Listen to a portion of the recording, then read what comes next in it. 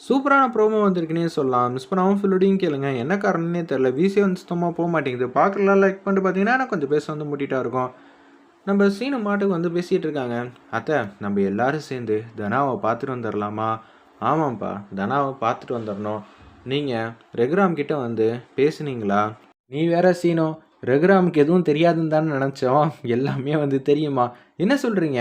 முக்காடு போட்டுட்டு உட்காந்ததுலேருந்து தெள்ள தெளிவா வந்து பேசுறாங்க. "எனக்கு தெரியாதுன்னு நெனச்சியா? என் பொண்ணு என் பக்கத்துல உட்காந்தா எனக்கு தெரியாதாங்கிற மாரி அவரு கேட்குறாரு. அப்பன்னா என்ன? இந்த விஷயத்த வந்து பெரியப்பாட்ட வந்து தெரியுங்கிற விஷயத்த தனாட்ட சொன்னா சந்தோஷப்படுவாங்கல்ல. நம்ம போய் இத சொல்ட்டு வந்துரலாம். அவர் நெனச்சிருந்தா, தனா மேல அன்பு பாசம் இல்லாம இருந்திருந்தா, அவர் ஏதாவது ஒண்ணு சொல்லியிருப்பாரு. நீ இங்கேருந்து போன்னு. தனாவ பார்த்தா அவர் கோவமே பட மாட்டாரு. நம்ம முன்னாடி தான் வந்து வெட்டி வீராப்பெல்லாம் காட்டுவாருன்னு சொல்லி, நம்ம மாயா வந்து சொல்றாங்க. இருந்தாலும் உன்னோட பெரியப்பாவ பத்தி நல்லாவே தெரிஞ்சு வச்சிருக்க.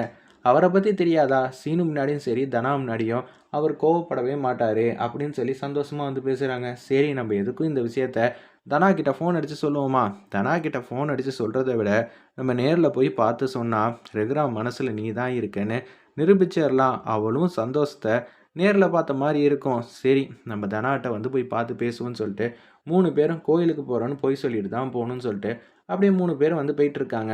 வேற லெவல்ல மாஸா இருந்துச்சுன்னே சொல்லலாம் அந்த சீன்லாம். அப்பன்னு பார்த்து கேஷுவலா வந்து போயிட்டுருக்காங்க. நம்ம பசுபதி மகன் வந்து வெளியில வந்து வந்துட்டாங்க. வந்த உடனே, "தனா, எனக்கு என்ன வேலை? நான் உன்ன பார்க்க தான் வரணும்." அப்படின்னு சொல்லிட்டு, அவர் மாட்டுக்கும் கரெக்ட்டா நம்ம கதிரோட வீட்டுக்கு வந்து வந்துகிட்டு இருக்காங்க பசுபதியோட பையன். ஒரு பக்கம், "நான் அத்தையோட பிறந்த நாளுக்கு கூட முடியல. ஆனா, உனக்காக நான் கண்டிப்பா வருவேன் தனா. வேற யாருக்காகவும் வரமாட்டேன்னு." பசுபதியோட பையன் வந்து சொல்லிட்டு, அப்படியே வந்துகிட்டு இருக்காங்க. இன்னைக்கு தனாக்கு நம்ம ஏதாவது ஒன்று பரிசு வந்து வாங்கிட்டு போவோம் அப்படின்னு சொல்லி மாயா வந்து பேசுகிறாங்க. அதுவும் கரெக்டு தான். அவங்க பேரில் கோயிலில் அர்ச்சனை பண்ணிட்டு போகலான்னு சொல்லிட்டு சீனுவும் மாயாவும் கோயிலுக்கு வந்து போகிறாங்க ஜானகி அம்மாவை கூட்டிகிட்டு. ஏன்னா வீட்டில் இருக்கிற எல்லாரையும் வேற சமாளிக்கணும்ல, கோயிலுக்கு போன மாதிரி ஆச்சுன்னு சொல்லிட்டு அப்படியே வந்து கோயிலுக்கு வந்து வந்துகிட்டு இருக்காங்க. இதை வந்து பின்தொடர்ந்து வந்துகிட்டு இருக்காங்க பத்மாவும் பார்வதியும். ஜானகி பெரியம்மாட்ட வந்து பேசிகிட்டு இருக்காங்க. "சீனு, நான் சொல்கிறத மட்டும் கேட்குறியா? நம்ம பின்னாடி ஒருத்தவங்க வந்துக்கிட்டே இருக்காங்க. அதனால தான் நம்ம இப்போ கோயிலுக்கு போகிறோம்." "யார சொல்ற? யார் வந்துகிட்டு இருக்காங்க?" "வேற யாரு?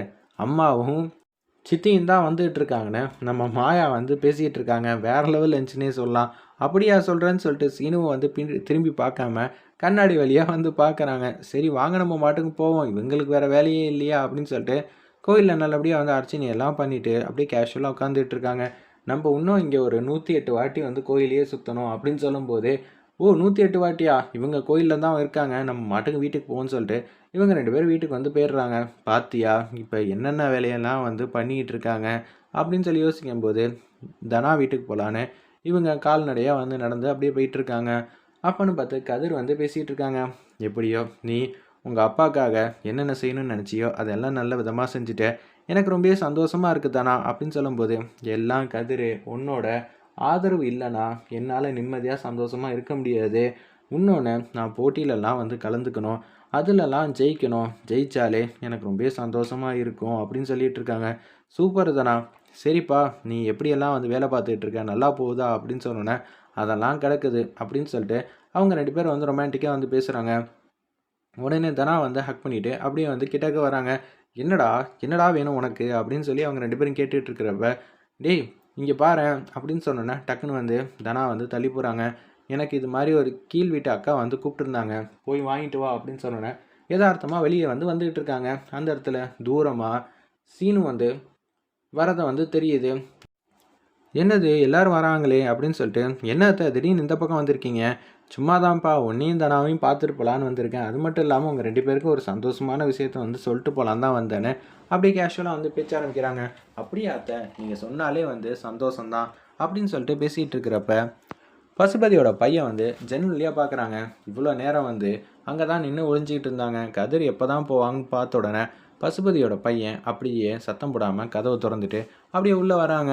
"நான் இதுக்காக தான் காத்துக்கிட்டு இருந்தேன்." அப்படின்னு சொல்லி அந்த இடத்துல கதிர் தான் வந்திருக்காங்கன்னு சொல்லி திரும்பி பார்த்தா, நம்ம பசுபதியோட பையன் இருக்காப்புல. "நீ வந்துட்டியா?" "ஆமாம், நான் வந்துட்டேன். சும்மா உன்னை பார்த்துட்டு பேசிட்டு போலான்னு தான் வந்திருக்கேன். அது மட்டும் இல்லாமல் நான் வந்துட்டேன்னு உனக்கு தெரியணும்ல. அப்போ தானே நம்ம காதலிக்க ஆரம்பிக்க முடியும்." அப்படின்னு சொன்னோன்னே, "ஏய், என்னடா நினச்சிக்கிட்டு இருக்க?" அப்படின்னு சொல்லி அந்த இடத்துல பேசும்போது, கதவுக்கு பக்கத்தில் நம்ம சீனு, ஜானகி அம்மா எல்லாரும் வந்து நின்றுட்டுருக்காங்க. அப்பன்னு பார்த்து தனா வந்து சத்தம் கொடுக்குறாங்க அந்த இடத்துல. என்னது தனாவோட வாய்ஸ் வந்து வித்தியாசமாக இருக்கே, என்ன அப்படின்னு சொல்லி யோசிக்கும்போது கரெக்டாக ஜன்னல் வழியாக நான் பார்த்துட்டு வரேன் பெரியம்மா. கதவு வந்து தட்டுறாங்க அந்த இடத்துல. நம்ம சீனுலேருந்து எல்லாரும் பார்த்தா கதவு திறக்கிற மாதிரி தெரில. நம்ம ஜானகி அம்மா யதார்த்தமாக போய் பார்க்குறாங்க. ஏய், பசுபதியோட பையன் இருக்கான்டா அப்படின்னு சொன்னோன்னே, நீங்கள்லாம் என்ன ஜெயிச்சிட்டீங்கன்னு நினச்சிங்க, ஆனால் நீங்கள் எல்லாரும் சேர்ந்து என்கிட்ட தோக்க தான் போகிறீங்க அப்படின்னு சொன்னோன்னே, கதவை வந்து வேகமாக வந்து உடைக்கலான்னு நம்ம சீனுவும் அந்த இடத்துல கதவும் இருக்கிறது தெரியல போல் டக்குன்னு வந்து உடைச்சிட்றாங்க. உடைச்ச உடனே அந்த இடத்துல பசுபதி பையன் வந்து நிற்கிறாங்க. இவனை என்ன பண்ணலாம் அத்தை அப்படின்னு சொல்லும்போது அந்த இடத்துல உச்சக்கட்ட கோவத்தில் வந்து இருக்காங்க அவங்க 2 பேரும். வெயிட் பண்ணி பார்ப்போம். எபிசோட் ரொம்ப மாசாக இருந்துச்சுன்னு